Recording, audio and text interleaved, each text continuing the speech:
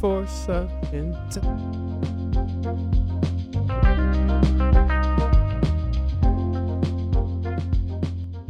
Hello and welcome to Libero, live sort of from the Allianz Arena, no, It's Munich Arena. the Munich Football Arena in Munich. And this is now match day, not match day -1. Actually, we're running the match day +1. We're in match day +1 now. The Champions League final finished about 2 hours ago. We think there are still PSG people on the pitch. I came down a little while ago and the family and friends of the PSG players were being kettled by some stewards to get them off the pitch.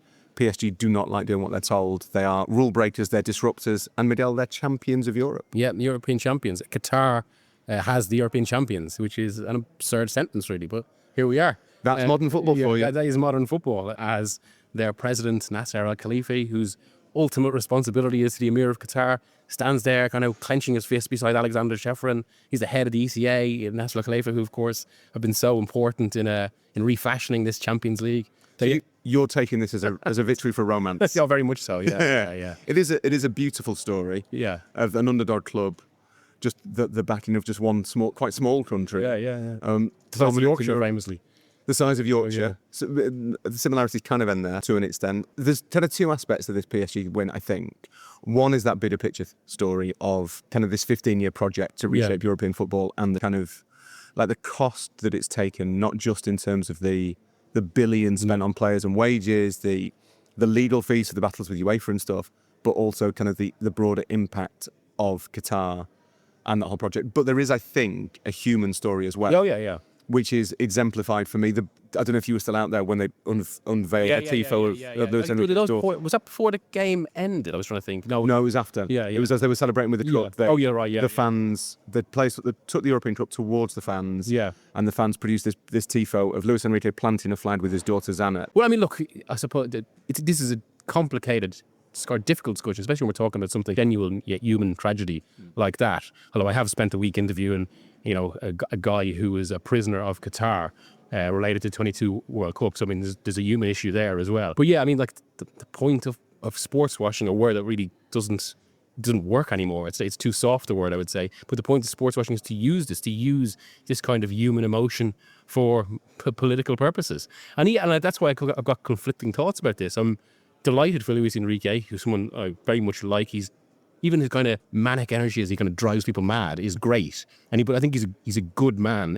And obviously kind of the story of his daughter adds this immense kind of emotional element to this. But that can coexist with my feelings that this just isn't, his football's brilliant, but this isn't brilliant development football. We're not very good, I think, generally at like holding complicated thought in our heads. Like it tends to be like one or the other, but I think those two things can coexist. Do you think that, well, I suppose the natural follow-up question is like, what's your sense of the team, the PSG team, in terms of, in like a purely footballing sense? Well, like they feel like they have been the best team in Europe. Oh yeah, I think there's two very interesting things, especially as regards to what they mean for the future of football. Now, to be fair, I think very few clubs can do what they've done in terms of the cost. Like even Barcola and Doué together cost 100 million to do teenagers. So like obviously Luis Enrique now has an argument he's the best manager in the world.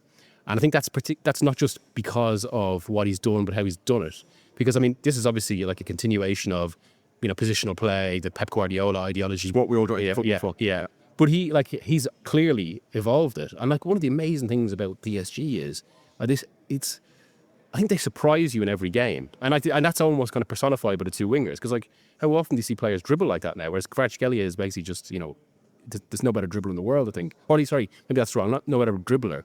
But no, he's unique in terms of the way he dribbles. And then, of course, the other side is like this youth that's been mentioned a lot. And I know this debate has come up now about kind of this new generation, but I think it does point to how football, as Inter found out badly tonight, it's very much a young man's game. With because you need youth for pressing. And the way they pressed tonight was incredible. But Doué's quite interesting. It feels like there's been this conversation of like we've been waiting for the heirs to Messi and Ronaldo, and you kind of had the Mbappe bit. Yeah. And it's maybe being wise after the event, but to me it always felt like we were kind of forcing that a little bit. Yeah. He never quite had that. He's obviously an amazing player, but he never quite had that like charisma to occupy that position of like football's front and centre star. It's amazing Mbappe because it's amazing how we're onto him as well so quickly. But it always felt a little bit like the status came before the achievement. Yeah. Do you not think it's World Cup effect? Yeah. We had that like you to make the case that his like transcendental, transformative moment in his career came right at the start. Yeah, exactly. Yeah. And the weird thing, like I thought he was much better for Monaco in that 2016-17 season than he was in the 2018 World Cup. But then he did score in the final. He terrorized Argentina that game. So let's not forget that. It's not bad. Yeah. You take it. Yeah.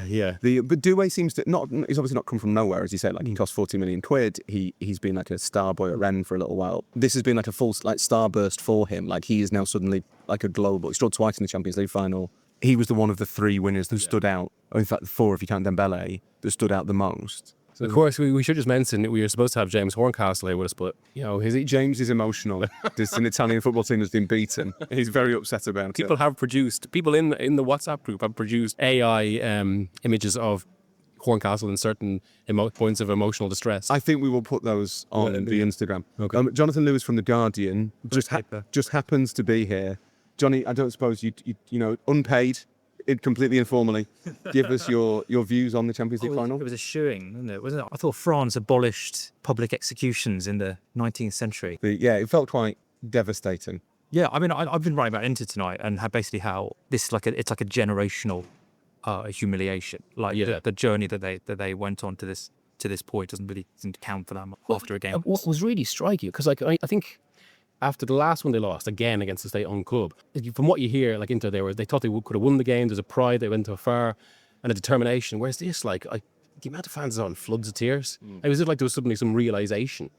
And I mean, like, and we shouldn't overlook this either. This is the other side of like all these issues we're talking about. That PSG winning with their nature of ownership and like they accumulating so much, it has an emotional cost for other clubs. And look, you can talk a lot about Inter's ownership as well, but obviously it doesn't quite translate into the same effectiveness for a club. But there's two things out there. One is that, and this was, I remember making this point around the Man City charges, and you two probably did as well, that it's not just what they achieve that may or may not be taken from them or in some way tainted by if they've not kept the rules, charges pending. They do insist on their innocence. They have a full irrefutable proof of body or something, then very clear that they did nothing wrong. It's like the opportunity cost to everybody else that you had deprived other people of those memories that they will never have if you have outside the rules. They deny it. They deny it very clearly.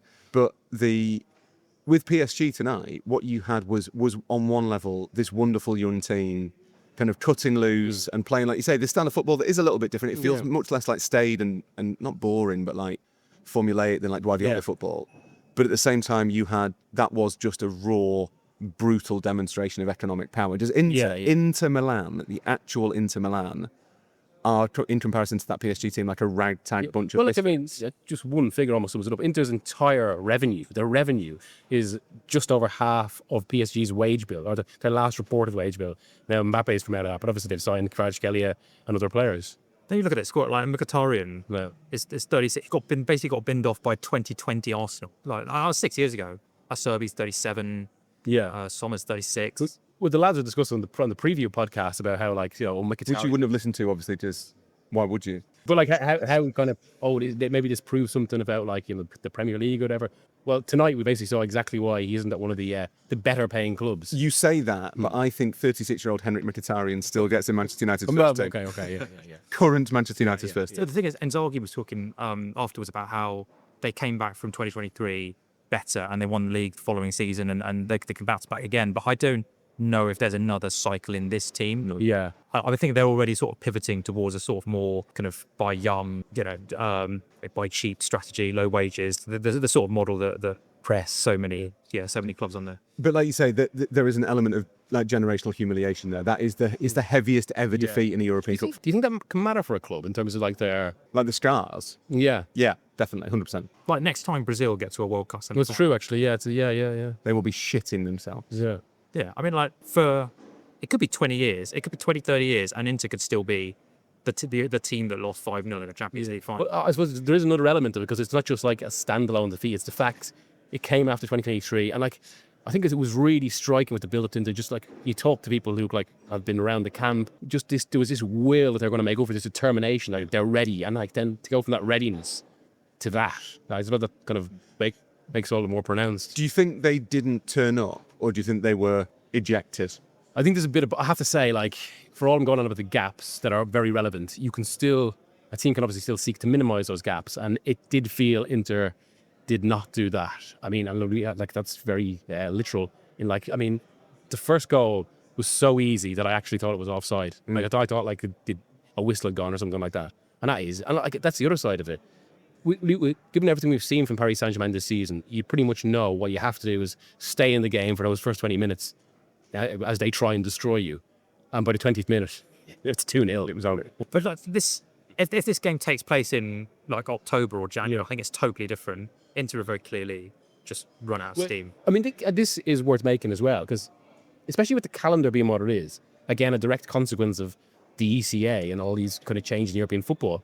But obviously, Paris Saint-Germain's financial superiority is just destroyed the French league, so they don't have a challenge. And while previously that I think there has been this fair argument that maybe sapped them of edge at the latter stage of the European competition, in this case, when the calendar is like it is, when you're playing an exhausted Inter, who's about 60 games, they've been in a grueling title race, and against like also in Antonio Conte's Napoli, who didn't have European football. I mean, you could probably see it tonight. They looked fatigued as well. Yeah, I read quite a lot of the stuff from like 2011, 2012, immediately after the PSG takeover, and then didn't use it in the piece that I wrote. So it was kind of a waste of my time. But But good for this now. it's really interesting reading like how it's like we were children. Do you know what I mean? Like we were this violence going on in the background. People throwing glasses. There'd be James Horncastle. Yeah. Be just lobbing Dolmio and stuff. But like there was I read a piece that was all about kind of like NASA saying we want to be competitive in the Champions League, and that was the first title. I'd forgotten this, but they went through the first title was we're going to buy young players. Yeah. We want to kind of help tap into this market that Paris represents. You'd be like, well, you didn't really mean that, lads. But also there was one quote from Damien Comoli, who was he was then might then have been at Liverpool as technical director or whatever, saying like the French league will hold them back because they won't be battle scarred, battle ready for Europe, and it won't have that much impact on European football because Real Madrid will be Real Madrid, Inter Milan will be Inter Milan. He cited Inter Milan. Liverpool will still be Liverpool, and it is astonishing to think that was the tone of that takeover. This is fine and it's kind of fun that they're doing this for Paris, and it's interesting that there's never been like a massive team in Paris. They'd only won 2 French titles at that stage, and yet that was only like 14 years ago.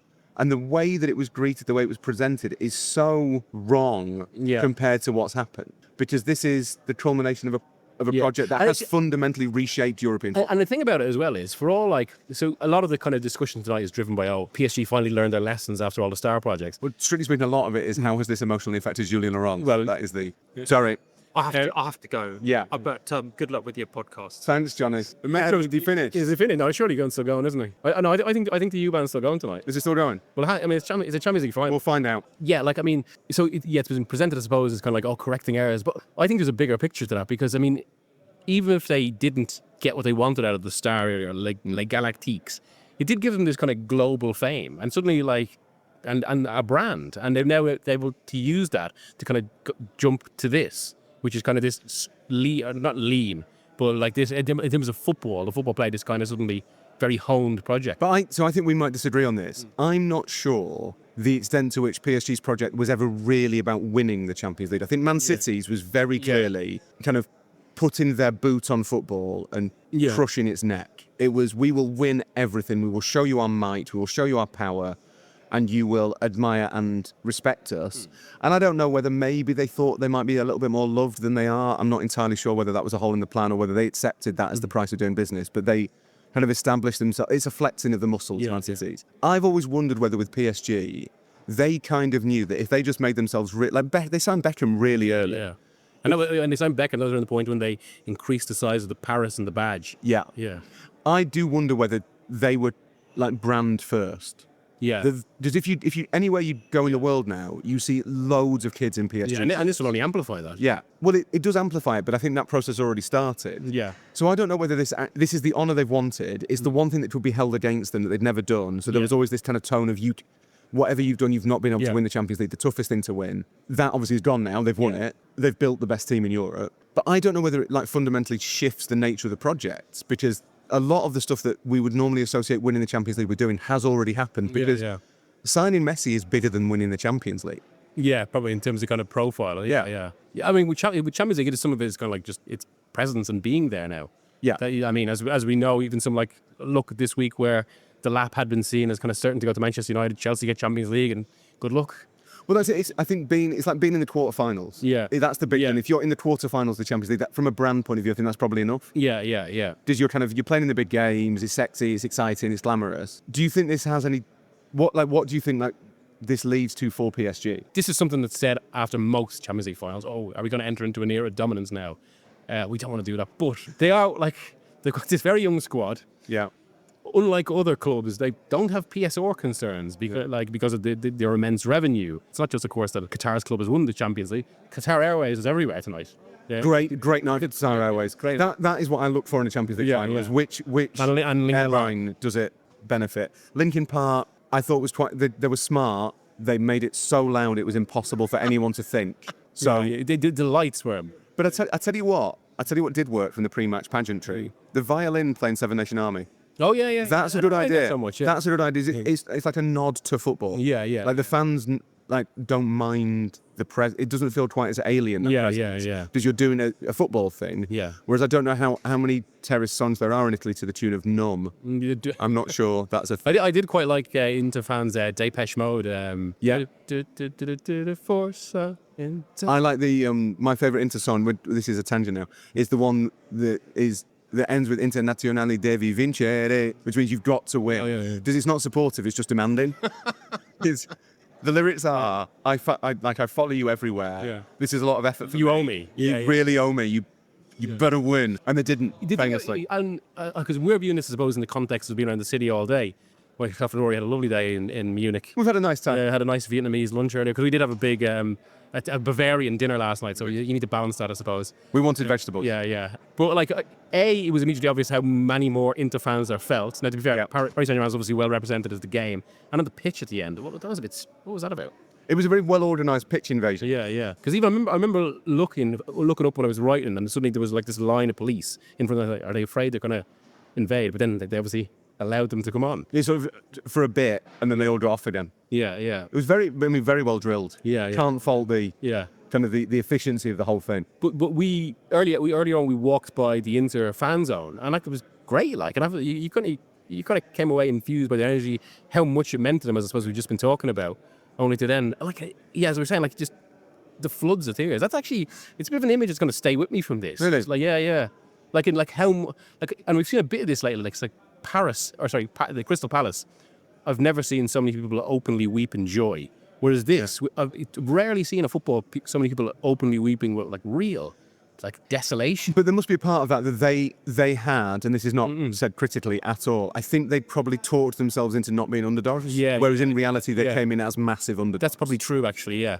Because of that, this phrase that you used in your piece was warrior spirit. That's clearly they've tried to channel the pain, taking the pain of 2023, Miguel, and they've channeled it, and it's not worked because the other team have got loads more money than you. Yeah. But I think that they had a narrative in their heads into it. Yeah. That this was their time, that this was how it would work. Yeah. And PSG still have that cold, ruthless kind of project streak. Like there is, by Champions League standards, this Inter team are like a bunch of misfits. Highest fee is 30 million or whatever on the pitch, and you've got 4 or 5 players in the team who came on frees. Even like Fede Di Marco, who quite often is Inter's best player. Yeah. He was not great tonight. No, he struggled early on. Especially the first half. I think he rallied in the second half, we've heard. Yeah. And you can't hold the fact that the second goal comes off his foot against him. He maybe should have been tighter to do it, but he was fine in the second half.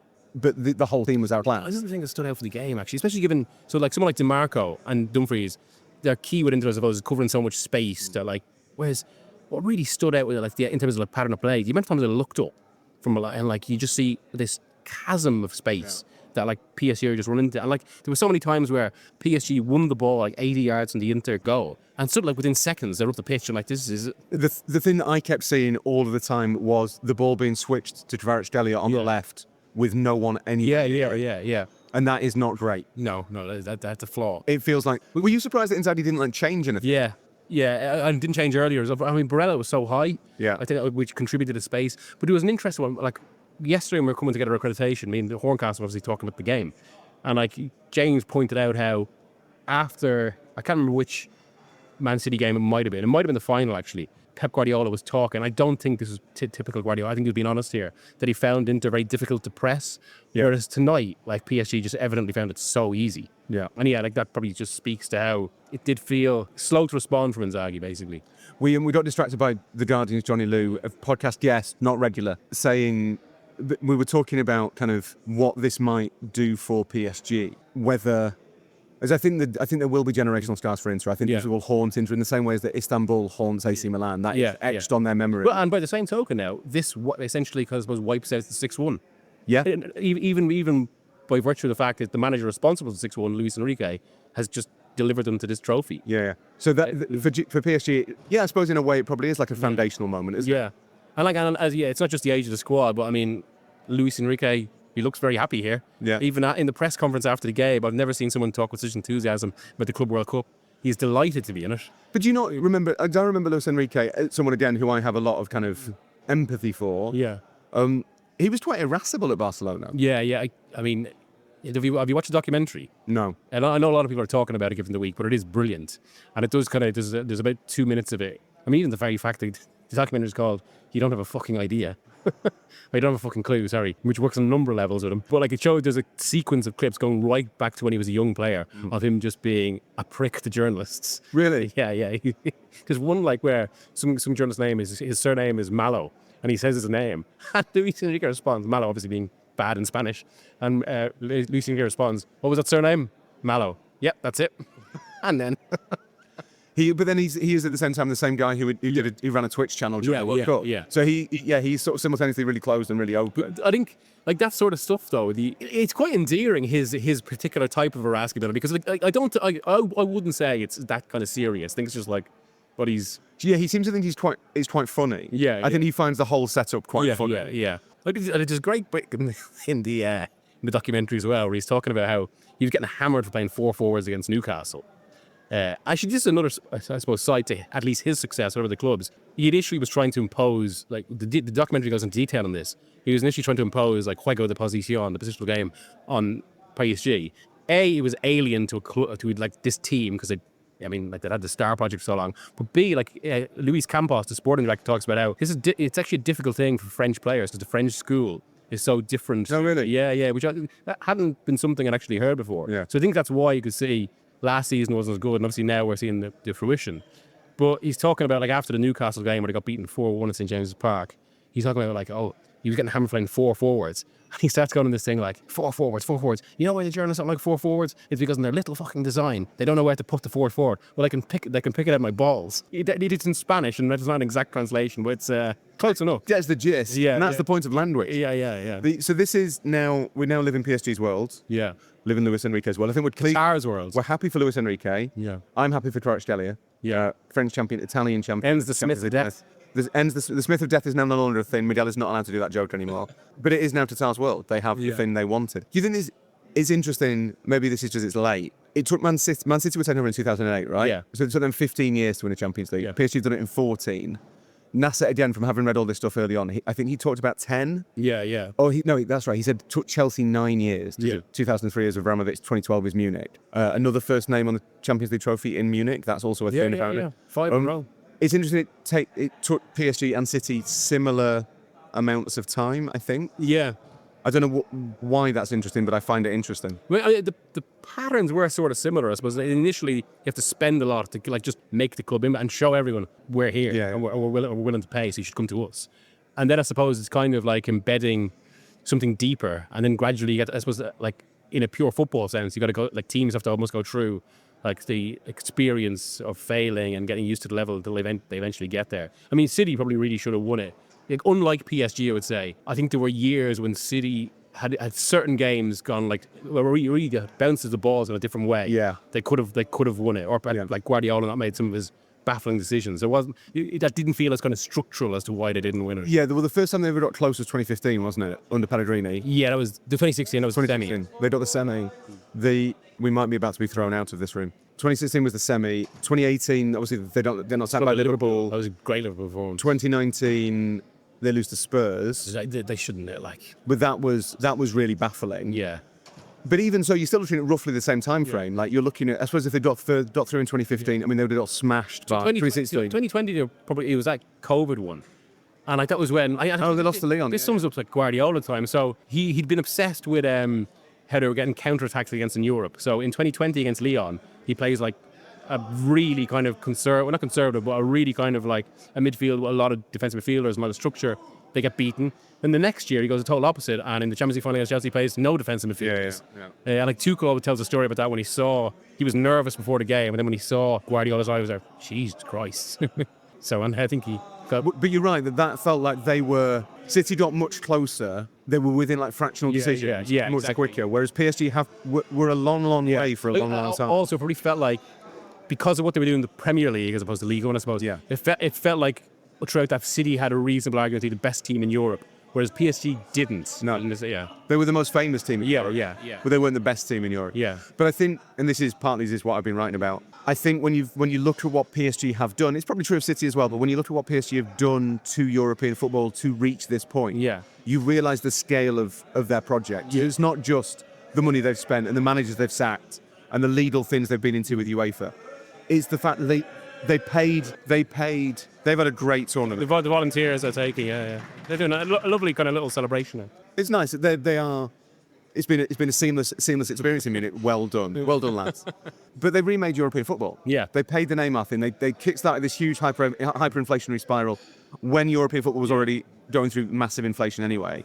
They have reshaped the whole the boring but significant power base of what is now shaped around NASA. Yeah, their influence, the stuff they've done to get to this point is astonishing. Yeah, absolutely. I mean, and this is, I suppose, it's why sports washing doesn't begin to capture what's actually happening here, because obviously this is about capture. It's about it's not just winning and the kind of glory of that. It's actually about influence and control. And Qatar now too, they've got immense influence in European football at all sorts of levels, be the kind of the money that comes into it, or kind of having decision makers in key positions, and now obviously on the actual results. What an era we're going into. The MAGA World Cup next year, as the Club World Cup this year, offers such a nexus between Trump's administration, Saudi Arabia, and the direction of FIFA, all leading up to 2034. It's just really romantic. Yeah. I think we're all sort of full of the joys of what a wonderful sport football is. Miguel, thank you. Thank you, Rory. Thank you for listening. Thank you to producer Tom for staying up to produce this. Sorry about the weird mic thing you can see and the volunteers. Thanks to The Guardian for lending us Johnny Lou. We really appreciate it. We won't have him again. We are, I think, going to record as normal this week on Tuesday and Thursday if we can. This is a bonus. Well done, PSG. Commiserations to Inter. We're going to go and get James Horncastle and give him an extra jar of Dolmio.